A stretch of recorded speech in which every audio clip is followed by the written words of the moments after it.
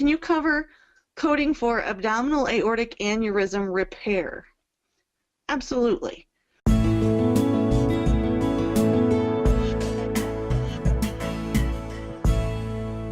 When we talk about abdominal aortic aneurysms and the repairs, we're talking about CPT codes, and we need to start out by talking about what is an abdominal aortic aneurysm. Well, the aorta runs the entire length of the thoracic and abdominal cavity. I know typically when we think about the aorta, most people think about that aortic arch, the very top part that comes right off of the heart. That's just the top of the aorta. It actually extends all the way down to the lower abdomen and then splits in two to become our femoral arteries. So when we talk about an abdominal aortic aneurysm, we're talking about that part of the aorta that is below the diaphragm and in the abdominal cavity. And what happens with an abdominal aortic aneurysm, the patient basically develops a bulge, and I kind of try to give you a picture of that over on the side. It balloons out. So what's the risk here? Well, think about tissue and think about any time that you stretch something. The example I like to give is if you've ever chewed a piece of bubble gum, right? Chew a piece of bubble gum when you were a kid, and I know this is going to sound gross, but when you were a kid, I think everybody did this, right? Either you played with your gum or you blew bubbles in your gum, stretched it out. What happened when you stretched it? It got thinner and thinner and thinner to the point that eventually the bubble burst if you were blowing the bubble. Kind of works the same way with these aneurysms.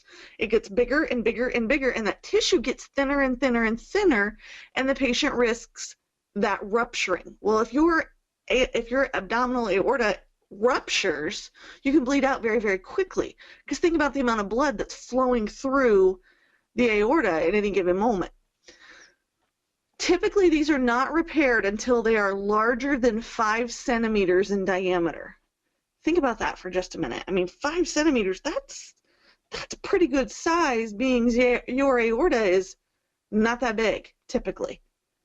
They can, if they're growing, if the aneurysm is growing, first of all, if it's determined that a patient has an aneurysm in the aorta, it's going to be monitored. It's going to be monitored pretty closely to make sure that it's not growing at that rate I have listed here of more than ½ centimeter a year. Because if it is, we could have a problem. We could need to go in and repair that sooner rather than later.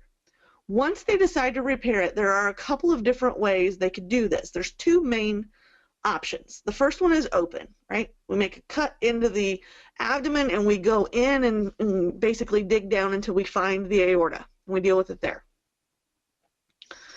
The other option is what we call an EVAR, or an endovascular aneurysm repair, and this is done endoscopically, much like we would do a cardiac cath, right? We send in a catheter and we go in through the aorta and we deploy a stent.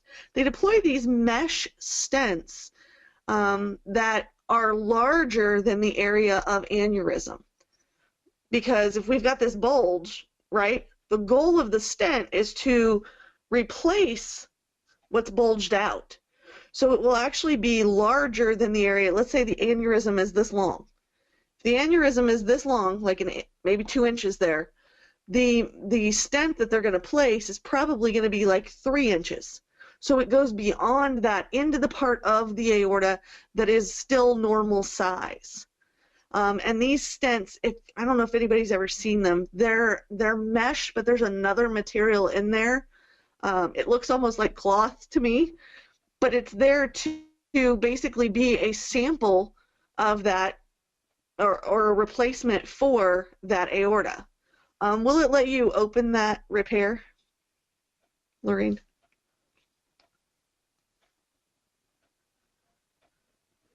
I don't know if it'll let you open that. I was talking, but I forgot I was muted. That's okay. Happens to me all the time. Well, it looks like it's taking its time trying to pull up. Basically, the link that I gave you is to the Johns Hopkins medical site, and they talk through how an EVAR is actually done. I don't know why that's not opening.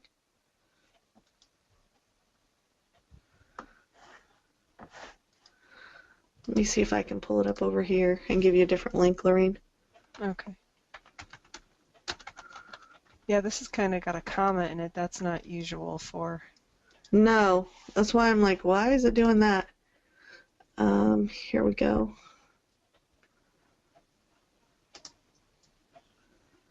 I'm wondering if they're having trouble with their site, because I'm having trouble getting it to open even on the Johns Hopkins website. Okay, let's go ahead and scroll a little bit farther down. If I get it to pop up here in a minute, we'll flip back over and show that. Basically, when they're doing these repairs, it depends on what part of the aorta is affected, because the abdominal aorta actually further divides down into different pieces.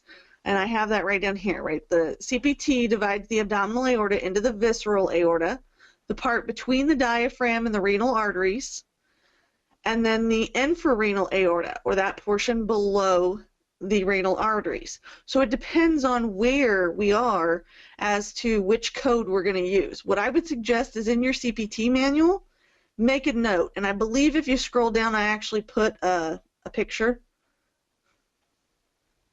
Yes, as to what I would do. And that's, I kind of made my little arrow showing, okay, the little thin piece they have labeled is the diaphragm.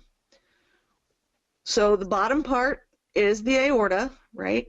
And between the diaphragm and the renal arteries, which is that top little triangle thing sticking out there, is what they call the visceral aorta. The part below the renal arteries, which I have labeled for you, is the infrarenal aorta. So it's important to know the difference between those two. I would just write it in, make a little note in my CPT book, so that you have that if you're trying to code for one of these EVARs or the endovascular aneurysm repair, because it does make a difference. You have to know where they're at in the aorta in order to pick the correct code. Was this what you were looking for? That's the page. It took forever, but it did finally come up. It still won't load for me, and I'm getting some proxy error from their website. Yes, they're having something going on. I've never seen a URL with a comma in it, so. Me either. So the Johns Hopkins website is where I went to get most of the information on the actual repair, how it's done. It doesn't include any coding information, but you can correlate that information back to how the CPT book breaks down. And this gives you a lot of information on timelines, you know, how quickly after it they have to do, how long is the patient going to be in the hospital, those sorts of things. Their website is very much written from a patient perspective, but it gives you some great information as you're trying to figure out how to code for these different scenarios. Cool. And I did put kind of a table down here because you have an option for open, and again, it depends on whether it is an infrarenal, right, or if it is a direct repair with or without graft, or if it's the EVAR, the endovascular, and if it's an endovascular, it divides into either the infrarenal or the visceral and infrarenal. So it really depends on what part of the aorta is affected and how they did it, whether they went in through an open approach or an endovascular approach. Once you get beyond that piece, right, once you divide it into it's either open or it's closed, right, endovascular, then it's, okay, how did they do this? Where was it? Was it just infrarenal or was it visceral? And then what did they use?